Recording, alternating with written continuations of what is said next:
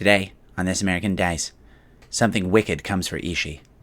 Can a man who has fought demons on the battlefield face his own? Taiyo has his first sit-down with a man a previous magistrate thought was the head of the city's opium trade. Plus, Aji finds a compatriot and a hedonist who asks for Imperial protection while he's in the city. Join us today on This American Dice. A large city surrounded by green walls and acres of poppy fields. A group of monks travel toward the city exchanging prayers for whatever alms the poor peasants of the countryside can spare. We fly over the walls of the city through the noble quarter, a beautiful but imposing palace and a foreign-looking minareted estate. North, in the temple quarter, we see the glistening white limestone temple of Amaterasu, the sun goddess, with its 60-foot pole topped with a shimmering golden sphere, and the temple of Diakok, the fortune of wealth, with its towering statue of the patron god of the city. Next door, in the merchant quarter, we see busy streets with noisy merchants selling wares from all over Rokugan and beyond. On the other side of the Bay of Drowned Honor, the fisherman quarter, dirtier and meaner, sees poorer commoners, meaner gangs, and shabby houses amid the docks and warehouses. We pass by the leatherworkers' quarter as we head downriver. The only building of notice in the home of the Edda, the Untouchables, is the city crematorium. Finally, we arrive at Teardrop Island, the licensed quarter, with its perpetual twilight of hanging lanterns that illuminate fine sake and geisha houses. We follow a man in a basket hat as he's beckoned inside by a beautiful geisha. As he enters, he removes the hat and we see it was the monk from the beginning. The geisha says, "Secrets." Ryoko Owari, City of Lies. Executive producer, Jessica HBO.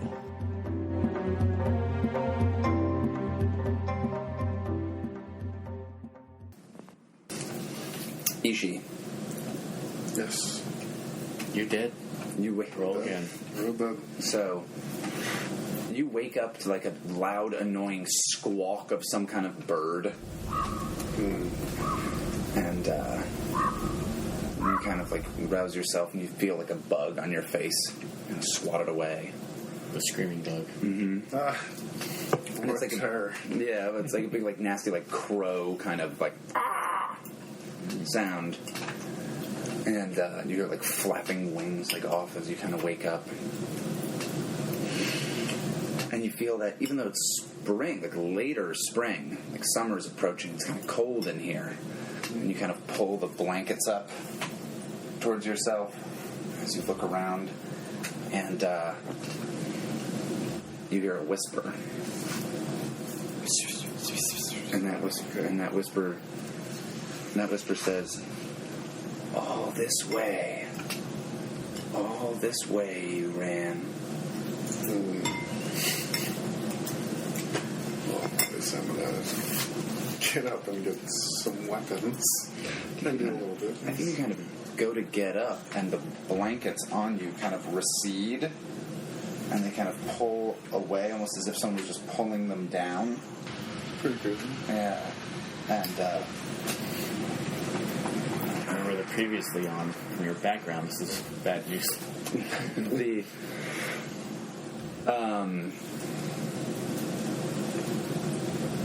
You find that, to a certain degree, getting up is not something that's going to come easily. And you're just staring as these blankets are pulled off of you, and it's the kind of thing you're like sleeping on like a mat on the floor. So you've got these blankets, and they've kind of like dragged up like an in, and now they're forming into a mound, like kind of at your feet.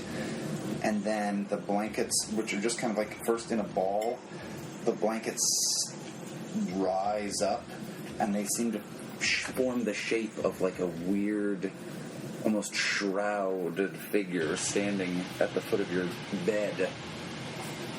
What color is the blanket? Whatever blanket color he has. Go on. Like a KKK member or Casper the Friendly Ghost mound? Those are the same. So I'll go out on a limb here. Yeah. Borrow blankets. Yeah. Where? Like you ran all this way. I ran from nothing. Oh. So you ran away, hide yourself here, but you couldn't hide from me then? You couldn't hide your family? And now, here you are, alone and scared. You're the one who's hiding, demon. I gotta try to get up, like. Yeah? What do you Fight through the. Sure. You think you're gonna like attack this thing?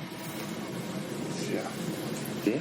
Go for it. That sounds like a battle roll, of some kind or another. Defy danger. I don't know what the battle rolls are. Oh yeah, or at least a defy.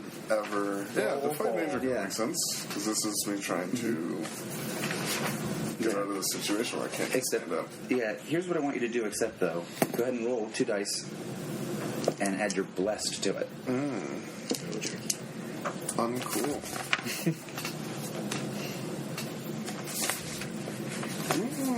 That's not good. Oh no, it's even worse. So I think you're frozen there for a while. Yeah, you do get an experience.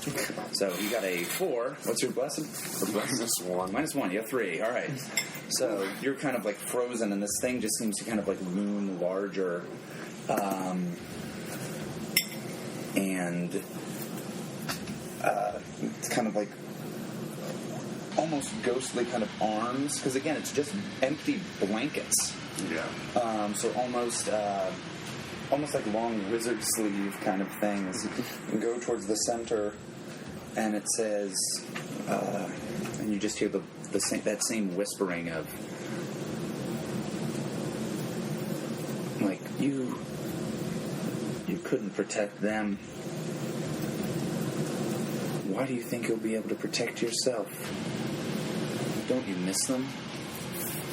And the thing kind of pulls open some of its the center part where the kind of blanket has draped over it, and inside you just see the faces of your deceased family. It's pretty fucked up.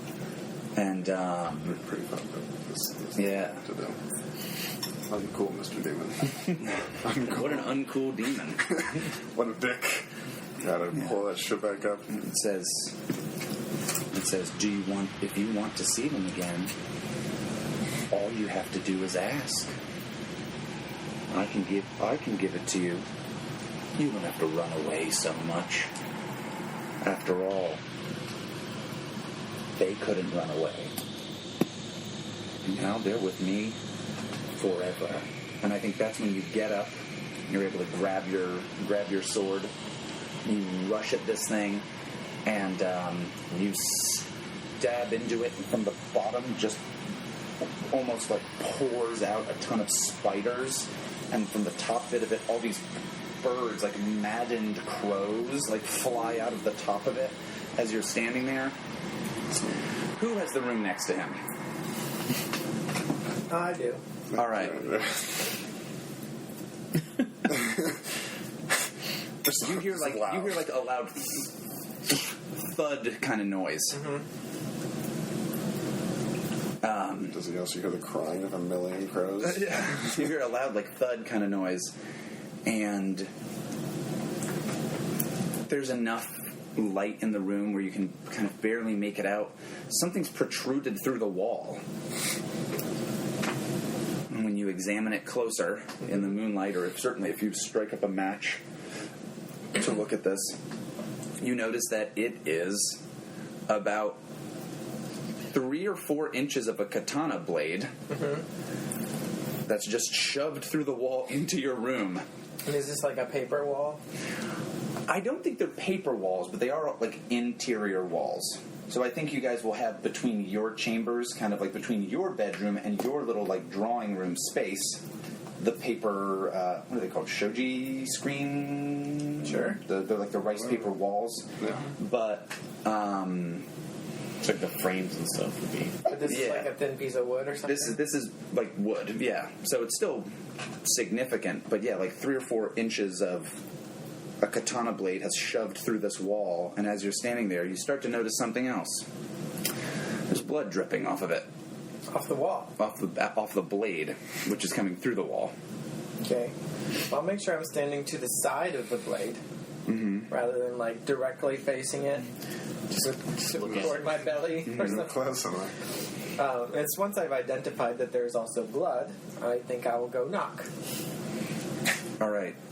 So, Can I come in? from miles and miles and miles away, you hear like a knocking, but at first it's very, very quiet, and it gets louder and louder and louder, and it's right there, and it comes right on the heels of these crows, and you just hear, ugh. And in fact, actually, let me rephrase this. Yeah, you hear that knocking. When you get to the door, though, you don't need to knock, because the door is already open to his room, and you can see in. And there's a little bit of a play on time here as to what happened, but that knocking wasn't him. That knocking was the first person who came in the room, who is a servant that you have absolutely run through with this sword without waking up, and just, like, your butler is now just, like, absolutely impaled on... He's just standing there with the sword jammed through your butler. Oh, his, like... Like, you're, like, the butler of the house. Oh, gotcha. Well, It's like one of your servants, like a nameless servant. And so that knocking, you eventually hear that knocking, and then you hear that noise, and you're looking at the scene pretty much as he has come upon the scene. He's now aware of what's going on. I don't have to, like... I don't know. I'm going to try to restrain him. Like, first instinct is I got to try to stop it. Sure. I know. Okay. I just wanted that to be said. I'm a little worried I'm a about large it. boy. But I can't just let you go around killing butlers. Yeah. Yes. What should I roll in that case? Well, Or do you want to just... are you trying to pull him off of this butler? Because this person is very dead. Right. This person has been killed. Well, I need to... Okay, so I don't trust... Modern science, killed doesn't mean anything. Is this man perhaps Jesus? I don't trust Ishi right in this moment. Mm-hmm. And so even if there's no saving the butler, I gotta just restrain him, and then we'll talk about what's going on. You could try to read the situation and figure out what's going on here, or you could try to just jump straight in and try to take something from him. Yeah, I'm gonna try to take something from him. But here's the deal. To take something from him, it would imply that you are, for it to be a battle move, you'd have to be fighting back. Like, fighting him. And if you're not, then it's not a battle move. Well, I'm pretty, like, freaked out right now. Okay. The ghost just appeared, so my dead family, a bunch of crows and shit happened, and now I've waken up and there's a dead man in front of me with a katana buried into him. It sounds like maybe you're defying the danger of him, like... Well, I don't want him to hurt anybody else. Yeah. Okay.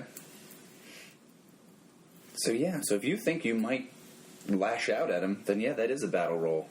Especially if, like, if he, like, comes to try to... And if you're restrain me, willing yes. to use violence in some way or another to do that, or physical force, certainly. Yeah. Okay. I'm That sounds like a gonna try battle to, roll. then. Disarm him or pull his arms behind his back or something like that. Okay, what's my plus on here? You are rolling strong. All right. Mountain. In that case, I stone got with 9. a 9, not Very bad. good. All right. You engage in a pitched fight with one or more opponents. Jesus. All right, so you choose 2 of those. Cool.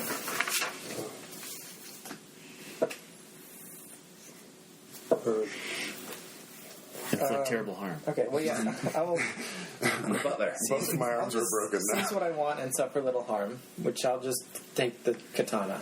Like, All right. So, Can you go pull it out of the butler or just leave it in there with the guy?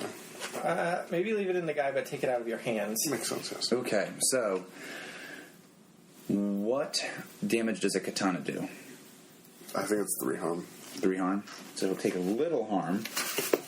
So does that generally mean it does 1 fewer harm? No, that's Apocalypse World. Okay. I'm gonna say that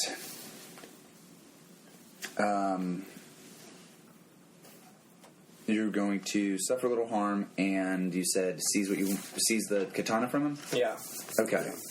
So, could both of you go ahead and make harm moves? You at 0, because I don't think he's actually doing any... There's probably at least one. He's literally hand combat me to get me off this weapon. So a harm move with 1 damage. So you add 1 to it, and you're doing a harm move where you add, let's just say 1 as well. Do I add harm I already have? Yeah, I think you do. Okay. I got a 7. 7. 6. So on a 6, if you suffer 6 or more, nope, that's not it. On a miss, the MC can nevertheless choose something from the 7-9 list above. So I think you guys kind of grapple over this thing for a little bit. You're actually not going to take any harm. Okay. Andrew, you got a 7? Mm-hmm. I marked 1. I assume that's...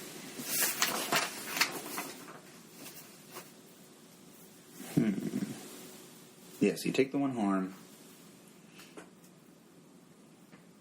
And then I think you're able to get this katana away from him. And so the way that you're injured is you kind of fall and roll over it. And the reason is because you slip around in all this blood. There's just gore all over the floor. And you kind of slip in this thing and roll. And in the process, cut yourself in some way or another. And you guys definitely hear this from somewhere off in the distance. Mm-hmm. Or, the classic. A maid sees this and screams. Mm-hmm. Good classics, yes. Mm-hmm. Classics. So, you guys awake to the scream of the maid. And can rush in at this scene. So, you've got Ishii, he was in his sleep clothes. And I think has maybe the saya in one hand, the scabbard in one hand, and is had a bunch of blood on him. One of the servants is dead in a huge pile of blood. He's covered in blood and on the floor and holding Ishii's sword. And there's a maid who's screaming and has slumped over under her knees, crying, unable to do anything but cry and scream. Man, I feel it's tricky because I think Taiyo has to have the handmaiden. Oh, do you think you're not ready to go yet? Oh, yeah. We got to get you in the chair. Yeah. It's I can't rush out in my night clothes here. It's a specific thing she probably can't be doing. Makes sense, yes. Okay, so yeah. So then just Aji's on the scene. If he would arrive to this. Yeah, I I'm arrived. going out for pizza. Fuck this. Otherwise, I'm just going to cry in this pool of blood. Terrible alarm clock. This will probably be And is it a little upset, yeah. the middle of the night? There's moonlight leading up to Yeah. I think, yeah. So it's definitely nighttime. You guys on the ground? Yuger is on the ground, Holding covered in his sword. blood, holding his sword. Oh, blood's really bad in this society, right? Yeah, it's a thing that you don't want to... It's a gross thing. If it's if there's a battle going on, it's not unusual for a samurai to have blood on them. That's not a crazy thing, but The butler's blood, disgusting. bloodler. Do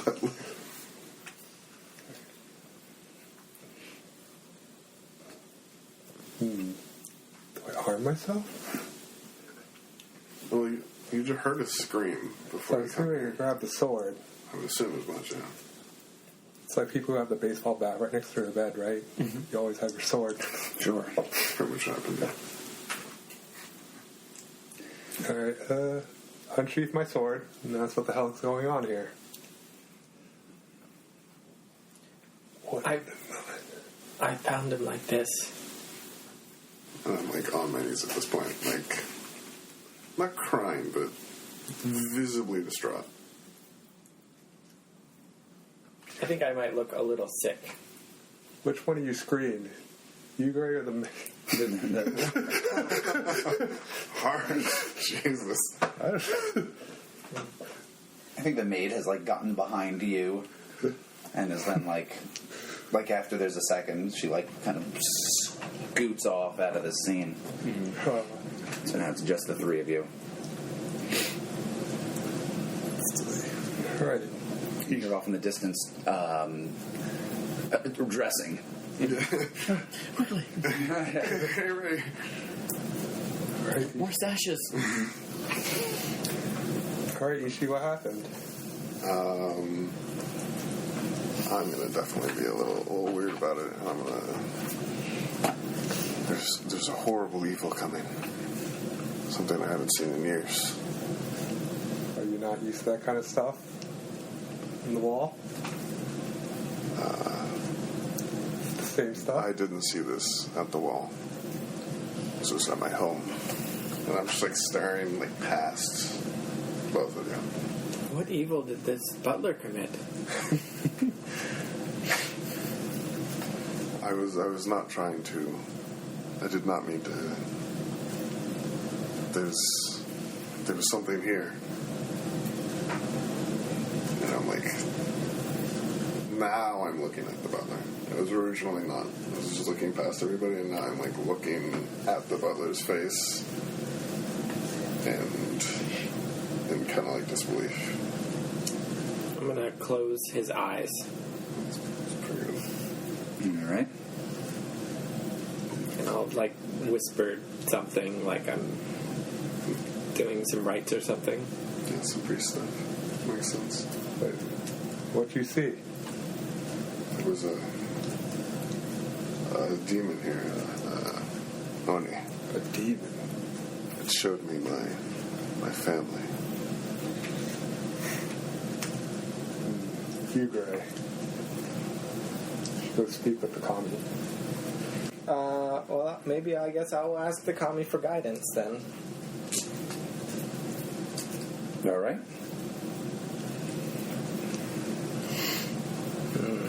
What is this? I got some kind of. Oh yeah, this. Here it is. Oh yeah, I can do advance now. All right. 7.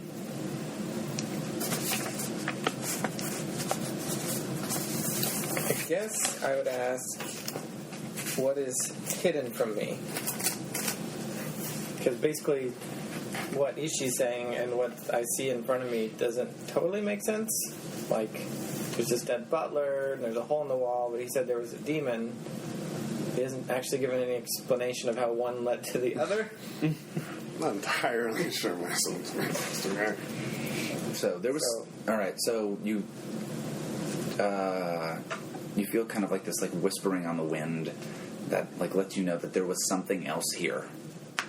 It was here. There was something here then. I can believe Ishi about that. I'm just trying to cover my butler killing story. Kind of like agnostic or atheist, so. Well, not about the commie, not the gods themselves. But what you're doing, I'm kind of skeptical. You could be a sham. So, yeah, there was something else here.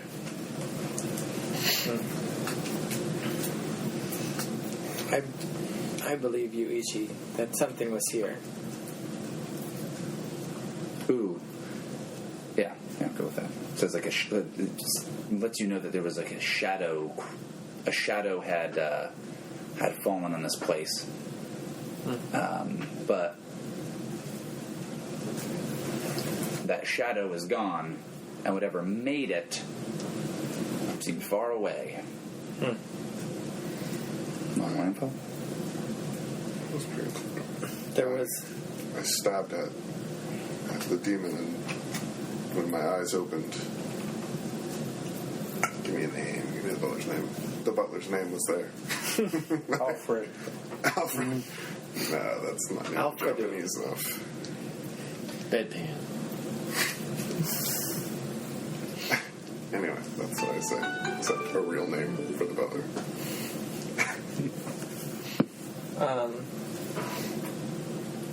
Okay. Also, yeah, I sense that, or I feel on the wind that there is a distant evil and its shadow was cast upon this room. Did it deceive you? Or I thought it was here. I thought I could finally face it, but I'm not ready. Well, we must learn more of this so that such a thing never happens again. Ray, do you think it's possible that this demon is from the cave? The cave was so beautiful. There's something at night. We did. It needed to be left alone, and we only glanced inside. But we didn't go at night. If you wish to return, I will accompany you. Although I fear that we have not yet riled up whatever lies undisturbed within the cave. And to return would be to risk that. Maybe. But before we make any hasty action, we should meditate upon what's happened tonight and on the demon Ishi speaks of. And of course, we will need to attend to this man and his family. Just imagining you're saying this, just still covered in his blood. Oh, yeah, I think I'm still sitting in man. the blood next to him, like I'm holding his head. That's intense. That's a lot. So you dressed yet? Yeah, I was trying to think of a appropriately dramatic time to come in. Does anyone know where Taiyo is? So, I almost think it would be interesting to just cut away from there. Yeah, I feel there's nothing else really. It's like a little crazy scene. And so, we'd have maybe like a montage of the morning, like where you see like, it's morning now. Some servants especially kind of doing things in the morning. And maybe... The hour of the early bird? Yeah. It's the hour after the worm. There we go. You see two heads down, probably Ada pulling a cart away with this body, bringing it to the crematorium. We go back inside, and we see that two maids cleaning up the floor, and including the one, including the one who saw the stuff, and so she's still like real frazzled looking, and is like has to stop periodically and like cries. And they just got big brushes or like big towel things, to kind of like clean up as much of this as they can. And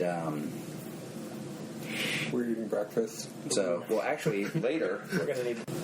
And we hop over to the Civil Hall, where Aji again has office hours. Oh, Jesus, I was starting to shut the stick. And so you're kind of like looking through some paperwork, and I feel that this is some of the more boring aspect of your job for sure, but there's a lot of it. There's a lot of it, but with the four of you splitting it up, it actually becomes tolerable. You could easily see how if you didn't have the four of you, that this would be like a substantial quantity of each day would be just doing this paperwork. And you're kind of waiting around. A few people have popped in to tell you about this or that. And the two big questions. One, do you mention what happened to that servant to anybody at the Civil Hall? No. Okay. So, I feel you definitely see Yogo Osako. She definitely comes in, has a big stack of papers, gives them to you, doesn't bring it up at all. Yeah, are we supposed to tell people on our servant side? You can make a roll on that one to see what the deal is there. See what the most appropriate thing to do. Yeah, I think anybody. Aji makes the most sense in this situation, being the one at the Civil Hall, say like that morning. I don't want to. Yeah, pretty good. All right, so you can read this situation, or you could, yeah. Yeah. What's... So are you talking to Yogo Osako, or are you just trying to figure out the situation generally?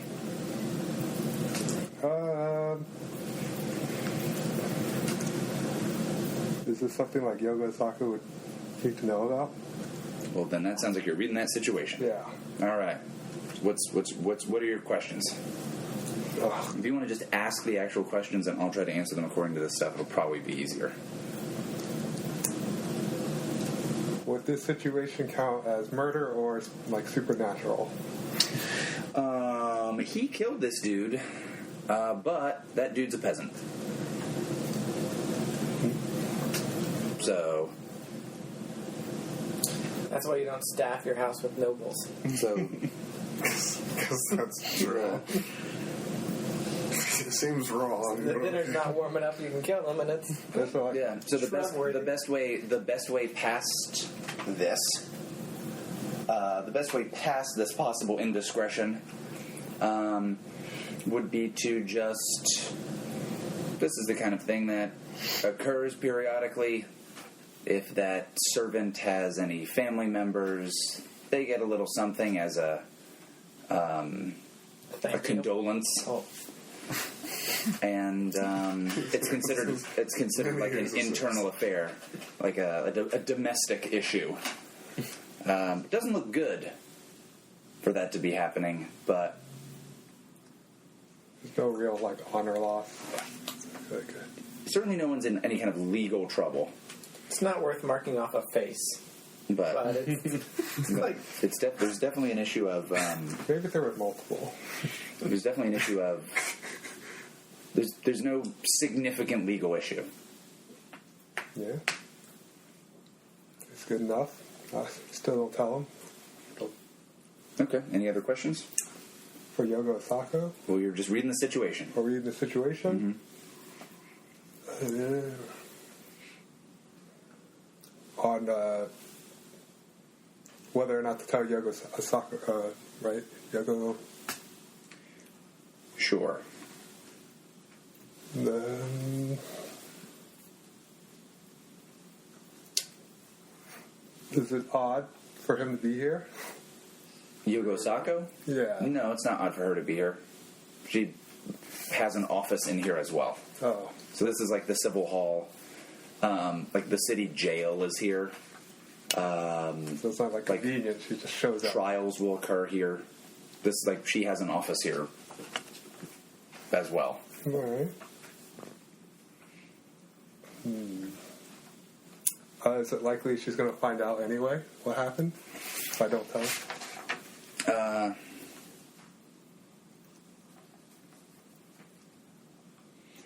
It seems as though she's probably going to be able to find this out.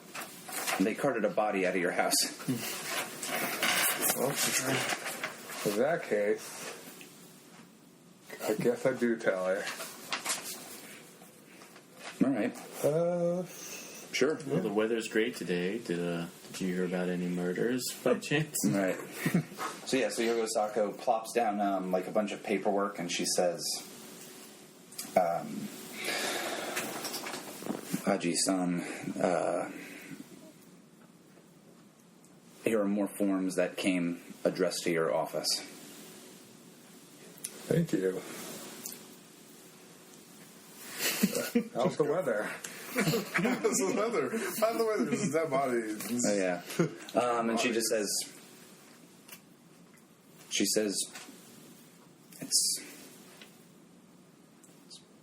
pretty typical of Ryoko Owari in spring. Spring? Not colder than a usual day. No? Not particularly. Some people were pretty cold at our house this morning. Well, there's nothing unusual. You should know that Ishii killed a servant. Thanks. And I Thanks think for laying that out yeah. nice and easy. I think she'll just say, I understand that there are certain domestic matters that really are better handled domestically. Yeah, I understand. I thought she'd let you know in case you found out later. So, we'll be taking care of this. She says, ooh, I think she'll say, I'll mention it to, I can mention it to my servants to see if you need to see where this person lived, basically. Oh, okay. I thought you were going to say, I'll see if I have an extra servant. I was like, Jesus. Oh, yeah. They'll be thrilled to fill his I'd position. like to request a new servant and to send the deceased servant a nice fruit basket.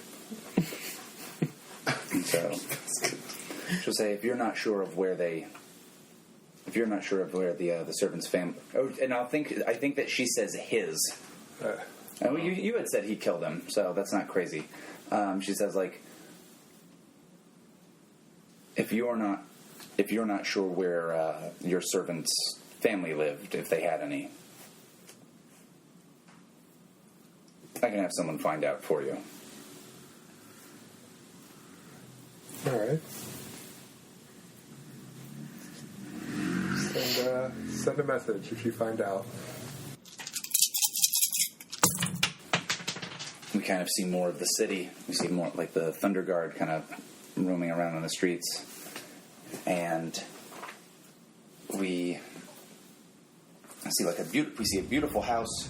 You can hear all these birds off in the distance, like all these like birds, just millions of ravens. So you hear all these kind of songbirds, other kind of like squawkings and all kinds of other things, and there's kind of a shot with we see the Bayushi Mon, which is kind of which is kind of a silly one, but it's based on a story out of like their history. Where it's like a scorpion cigarette. It's a scorpion over like in water. Oh, like eating a frog or something. That's part of that story, yeah. And the camera kind of zooms out, and it's not you, because you have that usually wear that same mon if you wear that. Mm-hmm. It's just a young, maybe 20-something guard in the household, kind of like hanging around, and then we hop to a garden where you are waiting to meet Bayushi Korchika, someone you wanted to meet with. Mm-hmm. So, all right. So, Bayushi Korchika is the guy in there who has the mask that's just basically like an eye patch. Like the donut. Yeah. He has in this garden, in addition to kind of a lot of beautiful flowers and that kind of stuff, it's a pretty well-maintained garden, pretty nice estate that he lives on. He has all of these birds. Mm-hmm. And so there are lots of like cages with birds in them. I think he also has a lot of birds that have clipped wings, and so they're just like about in the place. Mm-hmm. Like I think there's like a big peacock, like kind of strutting weirdly about in the garden. I assume that's probably exceedingly rare, right? Yeah, you're like, I've never seen this fucking crazy multicolored dinosaur that's strutting about in this house. A blue phoenix. Yeah, honestly, it probably looks like that. And Bayushi Korochika comes out, and these servants bring you guys like sake or tea. I'd say it's like a lunch, the equivalent of like a lunch meeting. Mm-hmm. And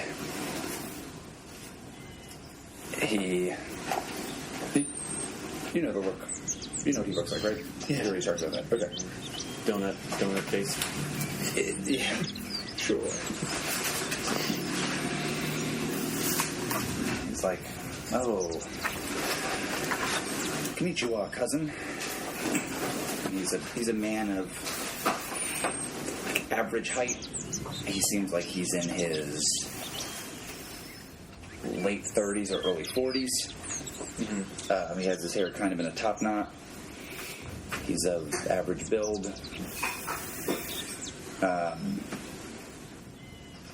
He's wearing pretty nice robes, like pretty nice clothing. Have I ever met him before? Probably not, right? I'd say I can't imagine who he was. no. I'll say that if you... Oh, no, like outside of the city, you haven't met him.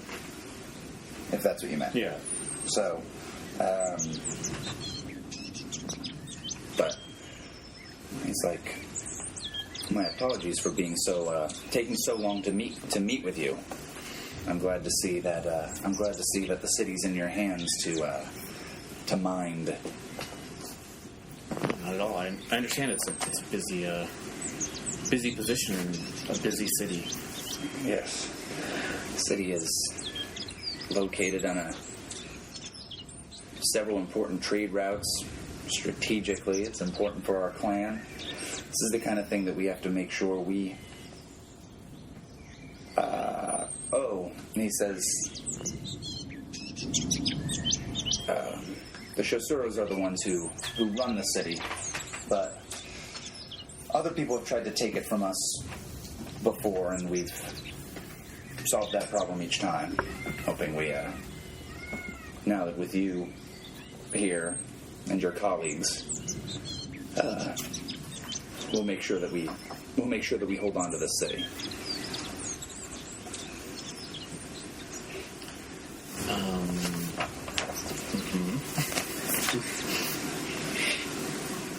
And he pours you some sake or some tea. Yeah. Sake tea. That sounds disgusting. Uh-huh. That's my rapper name. Oh, yeah. That's good. So, what I know is it... Do Shoshoro, the family, do they own other... Yeah, they definitely have, like, this isn't their ancestral keep or anything like that. But the Shosuro family, like the particular vassal family within the Shosuro that Hyobu and Jocho are from, run this city. Mm-hmm. There are other Shosuro that run other cities as well. Mm-hmm. And kind of the general situation is that the Bayushi are usually like the like the Starks in the north. Yeah, the Bayushi are the main, like the lead family of the Scorpion, and Bayushi Shoju is the Scorpion clan daimyo or champion. Yeah.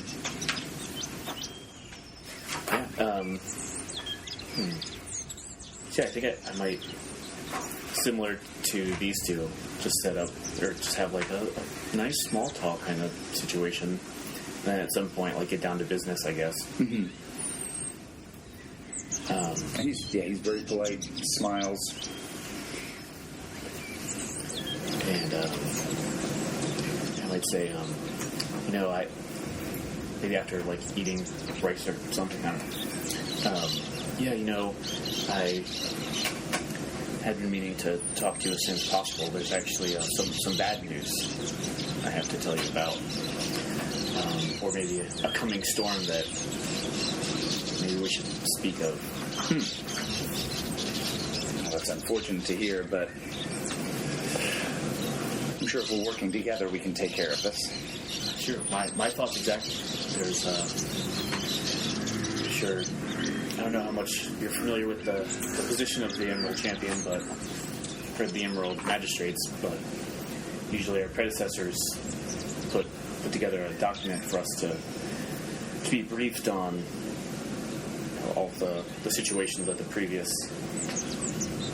magistrates had to deal with or were working on, since we didn't get much in the way from our last. I'm sure everyone's quite aware of what happened to my direct predecessor, the one before us. It's a shame as well.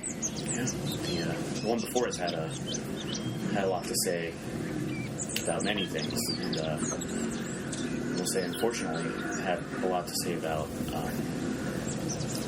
this family in particular. You mean from the dossier Matsu Shigeko's thing? Okay. So, I'll say, interesting. This is from Naratokai-sama? No, the predecessor. His predecessor. An unfortunate choice. I don't mean to second guess the Emerald Champion, but in the end, even Shigeko herself knew.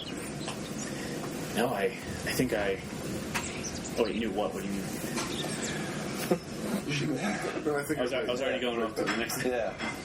She was never going to be a good fit for this city.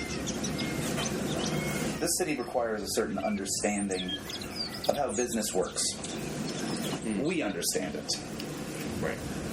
I think I get your meaning. The lion don't. So racist. Yeah, and this dossier she prepared is, I just have to say, just very unflattering to you and our family. So it seems, and Taiyo might look around just almost for show maybe, but I'm sure there's no one here, but just like a lot of conjecture about smuggling opium in and out of the city, which I know can't be true. Which I don't mind. Like, if it were just me, of course I would just put this aside as just prejudice against our clan and family. But I'm sure you understand my situation in that I have the unique situation of having 3 colleagues, and I worry how long it will take them to see the same things that I've seen. Well,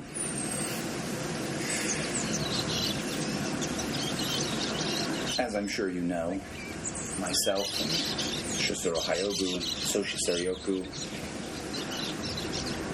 each have licenses to raise, harvest, and produce opium for its legal purposes. I mean, if someone like Matsu Shigeko, who I'm sure a fine warrior, didn't understand that there are people who need that medicine for pain, for stomach ailments. From what I understand, the unicorn brought it back because it could stop dysentery. So that's quite the problem, riding horses for a while. Well, I've more horses than I want lately. Well, good. Then maybe we should speak no more of that. That actually helps alleviate my fears quite a bit. And I was hoping to actually speak to you on a second matter, maybe something that you could help me out with. Of course, cousin. Good. My this city, I think, is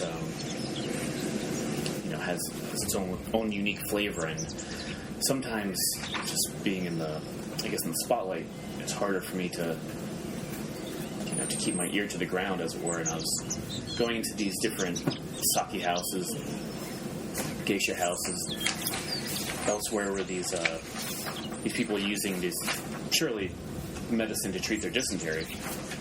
I'm not always afforded the same ease that some other samurai might in the city. And I was hoping to maybe somehow acquire some place like that, so that I could maybe more discreetly keep my eye on this. Especially maybe I know one of my colleagues has been already doing some reconnaissance in different places of ill repute, but I think it might be easier if I, at least on paper, had the name of one of these. Maybe I don't know. Actually, it does occur to me. Maybe if I had one of yours, if you just transferred it within the family, then that could take some of the some of these disgusting rumors that my predecessor had away from you. You think I should use my advancement to get a holding? Sounds like you're trying to manipulate him. Yep, for sure. Go for it. Would that count as vice? I think you're not doing. It relates to vice. What if I'm winking real hard? So, yeah, it says either with sex or vice. So I don't think, because I think it's like you're trying to do this for like your own political moves and stuff like that. So you're not offering him like take this pipe, baby. Yeah. No, I agree. All right. Let's see. Hey, not a bad roll. 10. That'd be a 12. 12. All right. So he kind of stands up and he goes, and I think he feeds one of these birds. And there's like some kind of crazy macaw-esque parrot, and it like whistles a bunch. It does like a stereotypical parrot whistle, and he says, if you don't think that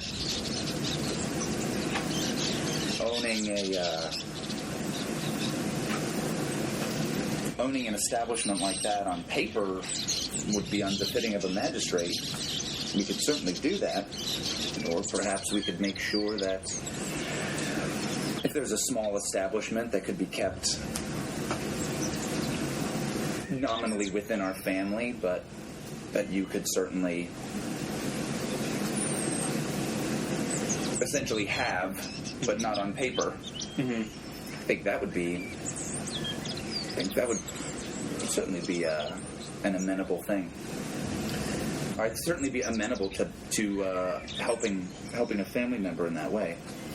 Yeah, I guess that could help us both. I'm glad I had this talk. I think I accidentally solved two of our family's problems here. Excellent. People look down on us. And there might be a lot of snooping around that's done periodically. Matsusha Gecko didn't understand this city, and she didn't understand us. The Emperor gave us opium to make sure... The Emperor gave us opium to harvest, turn into medicine, because we were the only ones who could really be trusted to do this. In the hands of the unicorn, who knows what would happen with it? In the hands of the crab... They'd all be face down on the wall. Too stoned out of their minds. And I think he gets real blunt for a second, where he just basically says, like, they'd all be way too fucked up. And he says, the cranes would concern themselves with the pretty flowers, and the minute any actual work was required, it would be up in as much smoke as possible, unless a few of their courtiers were playing around with it. The Dragon and the Phoenix, honestly, they might do an okay job with it. I suppose they have their own avenues to enlightenment, though. But our duty to the Emperor, our duty to our own clan, we're the only ones who can really be trusted with this.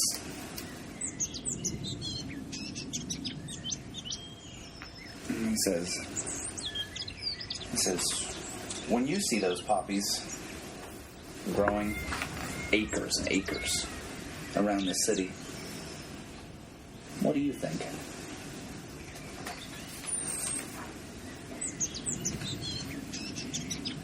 Seems like quite a lot of trust was put into this city. He says, well, I think it takes a certain amount of trust to run a city. I'm not the governor, but I'm sure she'll appreciate it as well. He says, what does he mean by that? oh, that's like you're reading him, baby. Man, I really don't want to fail a roll here. It's like a bet. Oh, why would I say that? That's when the peacock comes out. Oh, boyo. That is a 5. Mm-hmm. Oh. And he's like, and he says, the governor can,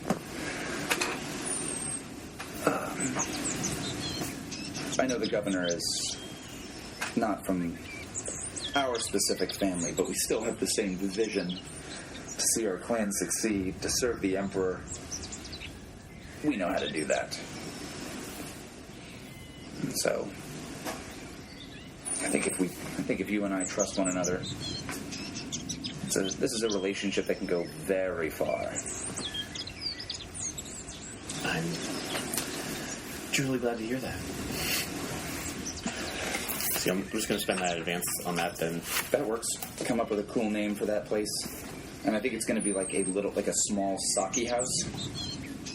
Yeah. In, Sakituya. Sakituya. Mm-hmm. Like a small sake house in either the merchant quarter or the fisherman quarter, whichever more suits your fancy. Mm-hmm. Is Lee Meat in the merchant quarter? He's in the merchant quarter, yeah.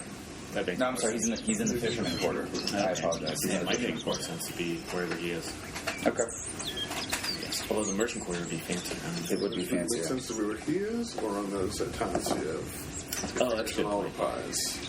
Yeah, Get out of my pie. Yeah, that's true. And I want one that also like nobles would theoretically go to. So the merchant quarter would be more likely than that. Yeah. The fisherman quarter, again, when you guys were there, you were the only nobles you saw, unless you count Ample, and I think most people in the noble quarter wouldn't.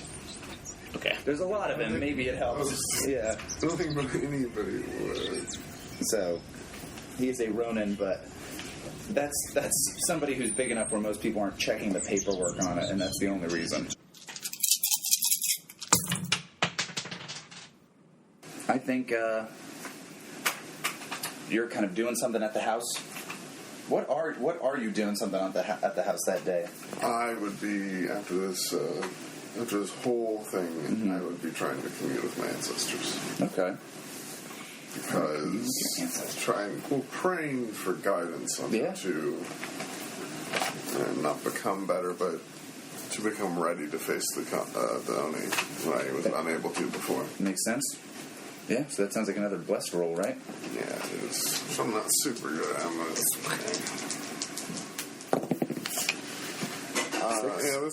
That's not quite there. That's a 5. It's close though. So they're gonna give me some shit advice, is I think what this says. You sense your ancestors have turned it, dude. Yeah, you sense your ancestors have turned their faces from you, delivering a blow to your confidence that will cause you to hesitate at a crucial moment. So I think what we see is we see like numerous shots of you meditating, numerous shots of you kind of like lighting. We see that there are several incense sticks that have been lit at like a little altar that you have, kind of showing this is not the first time today you've tried to do this. And you're kind of sitting there when eventually one of the servants tells you that someone's here to see you. And the servant is like extra demure, like extra shy kind of. And you kind of head into your main kind of like little receiving area that you guys have, and it's one of your guys. It's one of your like men-at-arms. Oh, okay. So,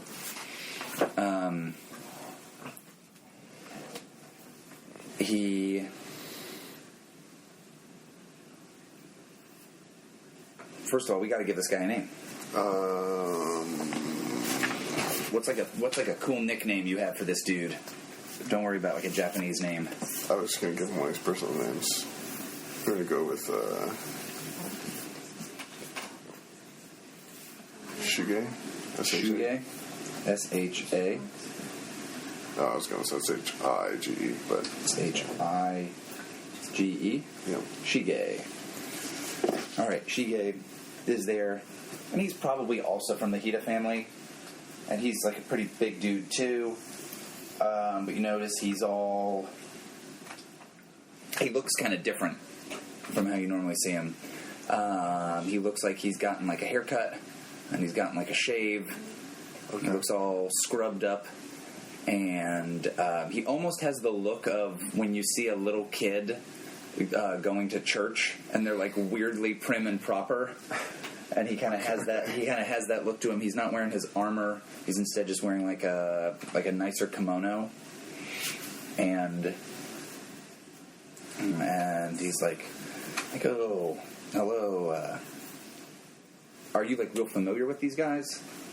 Yeah, pretty. They've been with me while I've been a magistrate for an all right amount of time. Okay. So like, so he's like, what do they just like address you by your personal name?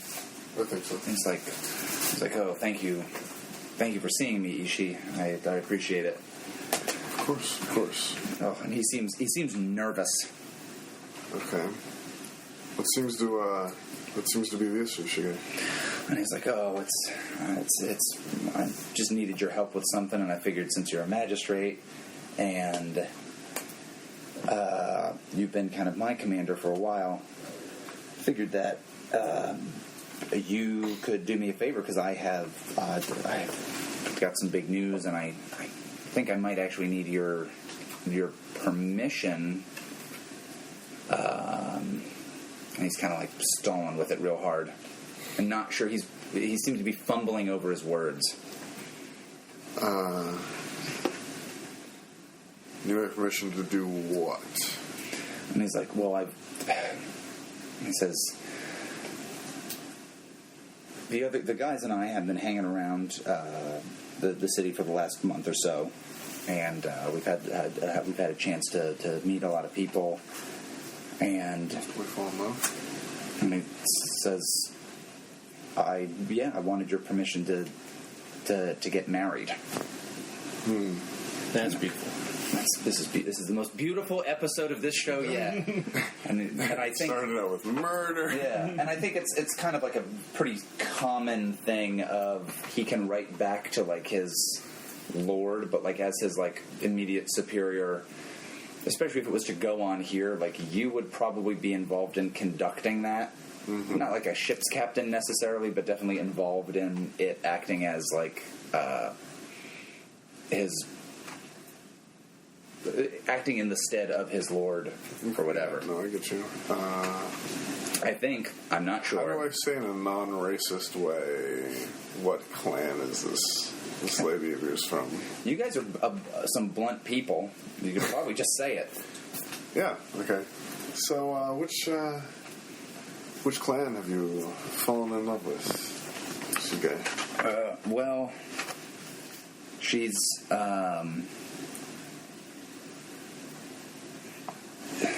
he's kind of like, again, kind of fumbles over stuff, and he says, well, she's a singer here in the city.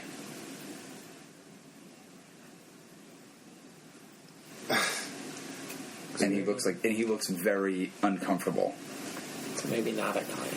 Maybe clanless a little bit. Maybe a little bit. I mean, he's a noble, right? Like all these people, like yeah, they're like low level samurai. Yeah, so shit. I think that these guys are maybe on the level in the same way with the Thunder Guard, where they're like crazy uncommon for somebody of that rank to be married into a peasant. I guess for this person, it's not so crazy, but it's not like insane, but he seems very uncomfortable about the whole situation. that they probably wouldn't inherit lands, but it's not overly honorable. So you could read this dude to find some more out. Yeah, I'll have to do that because I don't know if it'd be like my place to be like, well, she's not a noble, and that doesn't seem right for a clan. But that's going to be a 10. Pretty good. 10. All right. Pretty good. So he seems very uncomfortable with the whole subject.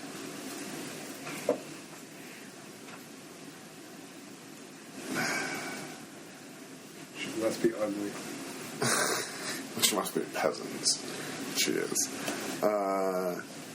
Like, what does he intend to do? Like, what future does he want with this woman? Ooh.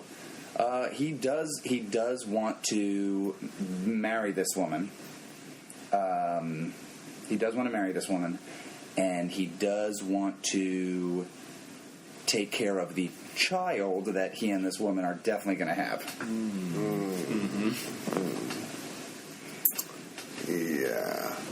That doesn't seem very honorable, right? That seems like pretty not... It sounds... I mean, I think there would be two schools of thought in this. There would be people who would say, like, that would be the honorable thing to do, and there would be other people who might say, like, depending on her station and situation, that isn't even a thing he needs to worry about. Like, it doesn't matter.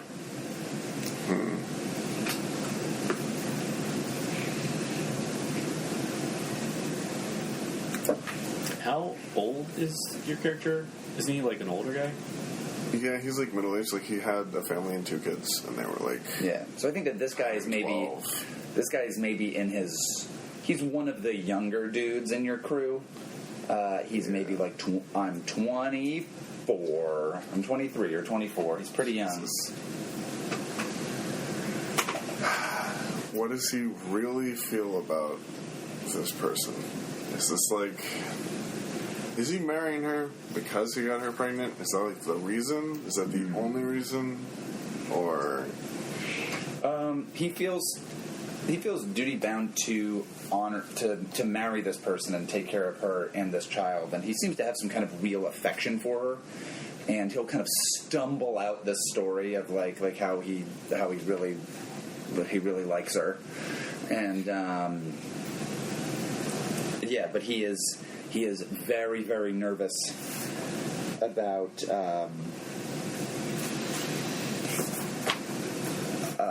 what you'll think and what everybody else will think, and how this will look, how all of this will look to everybody, and what's going to happen.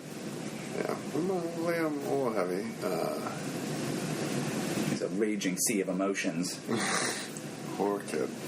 I always would have thought throughout the years that you would have married somebody more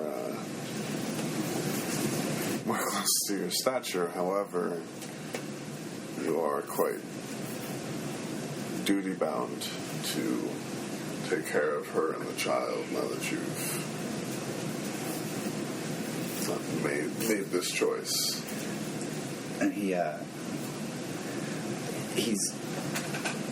like, oh, she's not that much farther below our station. I wouldn't be marrying down. She'd be marrying up. He kind of tries to say that kind of thing. Like, it's not too crazy. Remember this one guy, kind of a thing. He gets kind of like a little defensive about that. However, her dad's really nice. I think that you must marry her at this point, and so of course I will give my blessing, permission. Oh, it's like, oh, thank you so much. Ishi-sama, and maybe it's like real weird about it. It's like, thank you so much, Ishi-sama. Thanks, Dad. Yeah, exactly. It's one of those. I've had kids do that every night. But yeah, so he's like, oh, thank you so much. I appreciate it, and while we're here, I can do something to get a place here, so that way.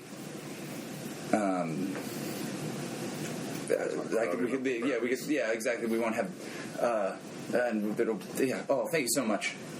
Man, this guy's real tongue-tied and falling on himself.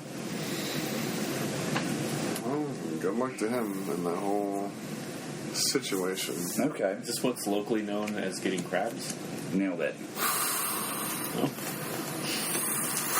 Shogun wedding. There it is. So. More serious question. Does that mean that he is retired from the soldier service, or? I don't think so. They haven't discussed this necessarily, but yeah, they. Do you have anything else you want to ask him? Because I think you still get to ask. You still have another question for sure that you can ask, and so he'll ask he'll try to set up some when would you be good to. That we can have this wedding, we can plan this thing.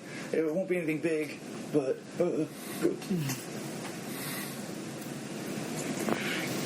I don't know. He's still real nervous about everything and tripping all over himself. Is it one of the singers in the thing? Like one or two in the dossier, right? Or it's just a no-name singer? I don't think it's any of those folks, but... I forgot almost all of them. I very much want to ask him. I want to insinuate that if we do ever leave the city, he's going to have to uproot himself and his family, and he's still in my service, and that's just because he has a family here, and if I move to a new city, that's not going to be a thing. Yeah. He's like, oh no, I got a family here now. I'm like, nah, that's... No, I think he's very, he's real, yeah, he's like, oh, absolutely, I understand it completely, and I think she'll be all right for that. It might be a good idea to get out of here. After all, this place seems like it has some rough edges. But yeah, I'm sure she'll be happy to go somewhere else, especially if it's someplace nice. Let's move to the wall. Yeah. But yeah, that's pretty much it. Okay. That's about all. Nothing else? For him, no. That's pretty much it for him. Cool. Alrighty. Okay. He's like, oh, alright. Well, some of the guys and I were gonna go have a I gotta go back and tell the guys. Some of them and I were gonna go have a celebratory drink. And I wish him well on that, but I'm not going. Okay. That's them. Cool. Okay, so we come back to the Civil Hall. You have been there for hours. And what does Aji do when he is bored? Gets itchy. He gets hitched? Itchy. Itchy? That makes more sense. Okay, so you're kind of looking around and kind of scratching at yourself and kind of getting antsy. And somebody like a secretary there or something kind of comes in and says, oh, there's a samurai here to see you. Send him in. The guy comes in. He's dressed in some very fine silks that are this beautiful deep green color, and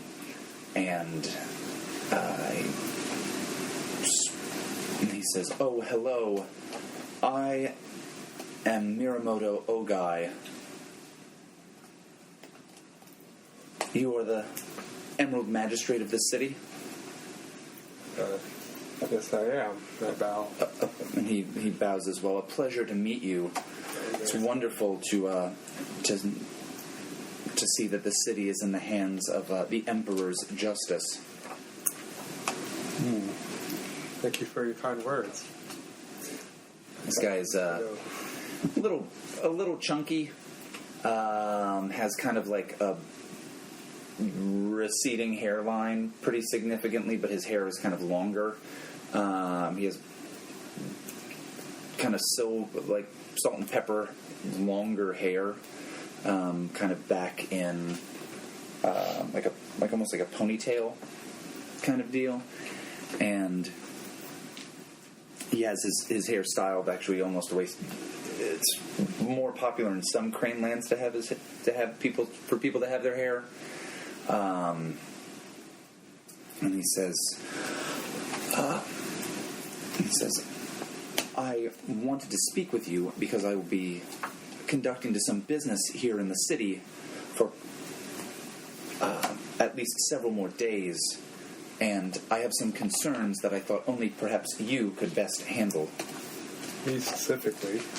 And he says, well, the magistrates of the city, the Emerald Magistrates, yes, but knowing that, Kakita-san, that you are most likely a man who appreciates the finer things in life and great civility, I feel that I will be in perhaps better hands.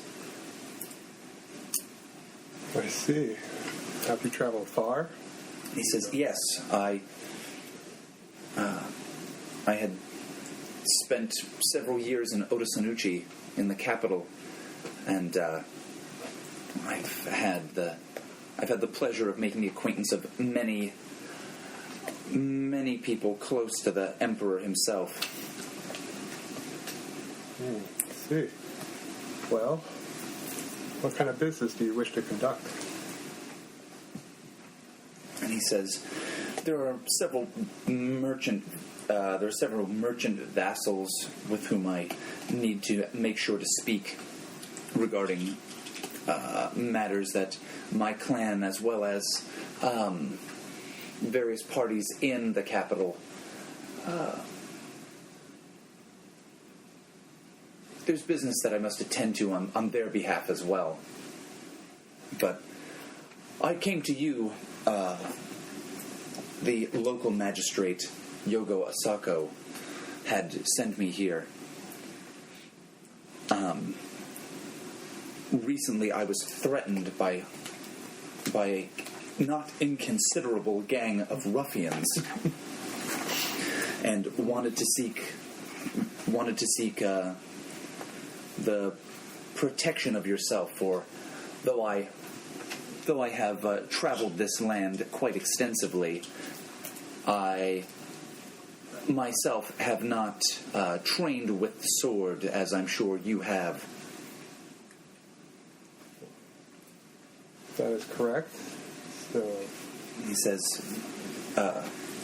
the local magistrate, Osako, had told me that as part of your charter, visiting dignitaries such as myself could rely on you for protection from such gangs of hooligans and thugs.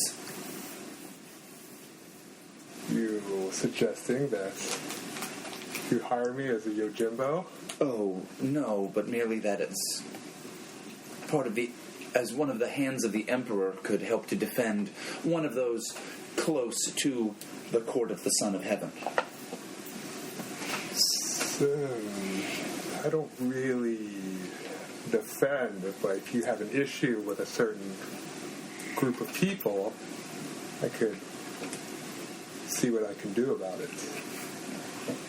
And he says, your mere presence with me, I'm sure, would be enough as the mighty hand of the law in this city to ward off any problems that could arise. See? Did you notice any emblem or insignia on these ruffians? And he says, I don't believe I noticed any particular symbol or emblem. So while quite well acquainted with the court in the capital, I will say I am not as well acquainted with these the troubles that beset this that beset some confused souls here in the city. Right. you're not used to things down here. Oh, I They do get a little rough sometimes. And, what, are you looking to, give for such a service performed? And he says, "Oh, well, certainly, my gratitude itself would come with. My gratitude itself would be something that most would want, as again, I am well known in the court of the Emperor. But why don't you join me, and we can. Why don't you join me? We can see if some pre-business diversions could perhaps make this less of a chore for yourself." He continues to scratch himself. Yeah, I noticed you're scratching yourself like a bear on a tree. No, I'm trying to do an impression here, but I don't know if I sound like a crazy person. It's good. I look at this huge stack of papers, and I'm like, think a distraction would be. What if you put it in my special file and you throw it in the garbage? And just Yeah. Put a sign that says, "Be back later." Yeah. All right. And he says, then perhaps let us find some of those diversions. All right. And so you guys head off towards the merchant quarter.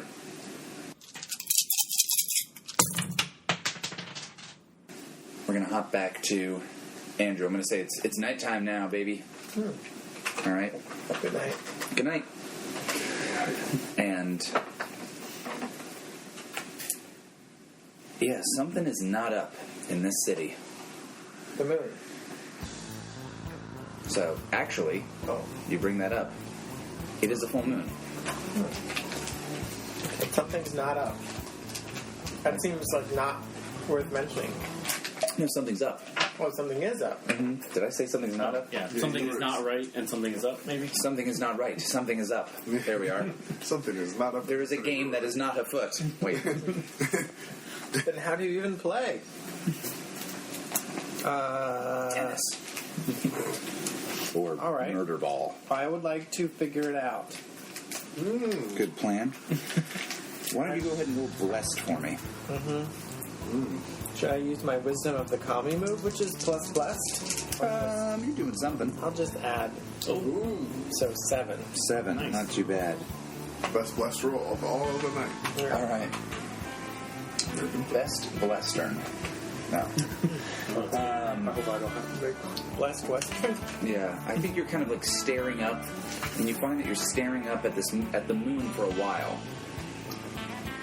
For like a really long while. Good thing it's only a reflection of the sun. And You start to grow some hair. So horrible. and at some point, it just blinks. Like a person? Like Not winks, but like you could have sworn like, oh my god, it's like it blinked, like it was an eye. a total eclipse for a moment? And yeah, you could have sworn that It does just look like occurred. an eye. Just like a lid. It almost seems like over. that, and you kind of have to shake that off for a second. And you can feel like something in the earth, and you hear kind of like a groan as the earth tells you that something has been unearthed. Something has come up from inside the city that has been buried for a long time. Did the lunar cave say it happens in the blink of an eye? Yes. I mentioned something. But this is from this, in the midst of the city? It's come up from the city? Because the cave was outside of town. Yeah, so this is saying here in the city. Do I get any indication of where in the city. Ooh. Like if I wanted to go there. I don't think so. I think at the moment you're like, where? And like by the time that you can like figure that out and like kind of like parse out like the effort to question that, like kind of the grumbling and rumbling that you'd heard had like stopped. All right. Well, I guess I kind of just want to make a note to see if there are any people within the city who are known for like wisdom or like magical bullshit.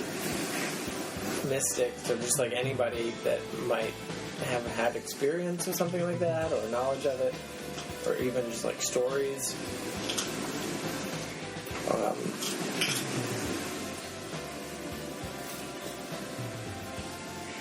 Because I mean I could just go start wandering around, seek the wisdom of the kami, but that's just a blessed back to back with blessed. So if you make a quick sagacious roll, I could give you a heads up on people that could maybe be helpful about things regarding supernatural stuff. Mm-hmm. All right.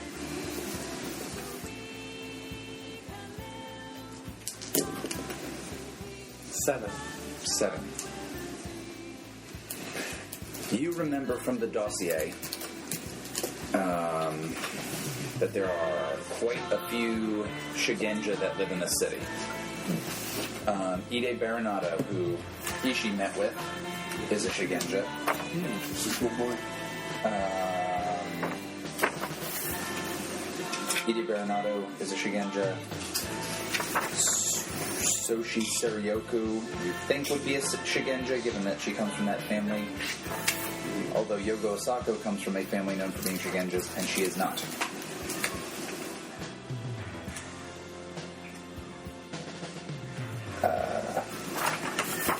Asako Kinto, who is the uncle of the woman who wrote Memoirs of an Opium Eater, is a Shigenja. Kitsu Senshi is also a Shigenja. Wasn't was the lion lady a Shigenja too? The one who wrote the dossier? No, she was a warrior. But Kitsu Senshi is a lion. Ah. And then there's most of the folks from the temple quarter, Abbot Akawa and Mayo, the sun priestess, who seem like they would probably know some shit about the mystical world, possibly. Or at least certainly the religious aspects of stuff.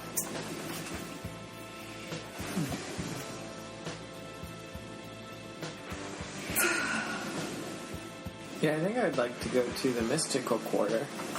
You mean like the temple quarter? Yeah, Okay. That's what I meant. Okay. That's so pretty mystical. Maybe I will just like go there to walk around at night Sure. under the moonlight. All right. Keep my eye on the moon. Okay. See if it winks at me again. It's very flirtatious today. All right. Say, it probably doesn't happen again as you're walking around like this, but you're kind of like looking about, maybe trying to figure out where you could find some of these people, or you're just checking out, like wandering through the temple quarter. Yeah, like familiarizing myself with it. I don't want to wake people up in the middle of the night, but maybe if something weird's going to happen, maybe it'll be around where other mystics are.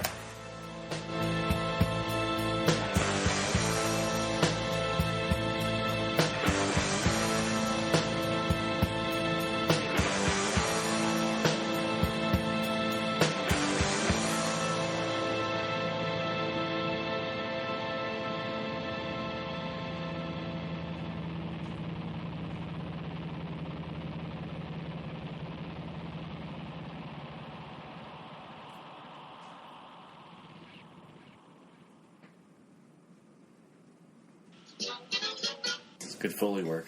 Yeah, this is excellent sound work. And then he walks through mud. Oh no, he dropped all these marbles.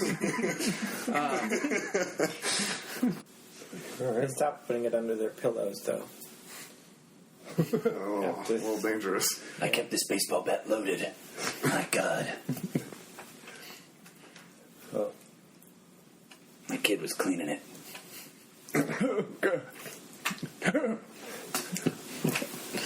Jesus. It's not a toy. She requires maintenance. What does Ja Rule have to say about this? What does Is she a commie? Yeah. I'm coming out.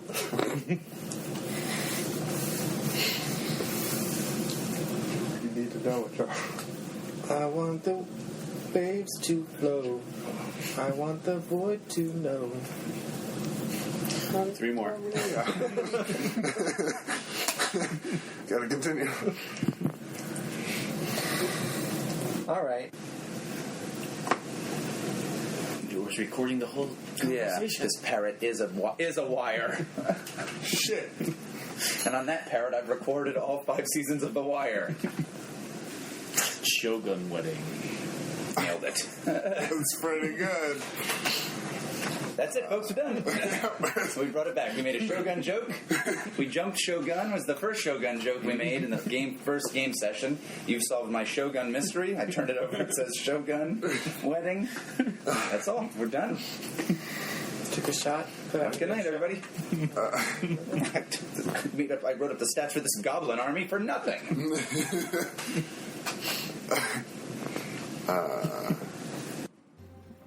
City of Lies is Tone as Kakita Aji, Brandon as Hida Ishii, David as Bayushi Taiyo, Andrew as Agasha Yugure, and Austin as your game master. The theme music for City of Lies is Mission of Danger by Lobo Loco.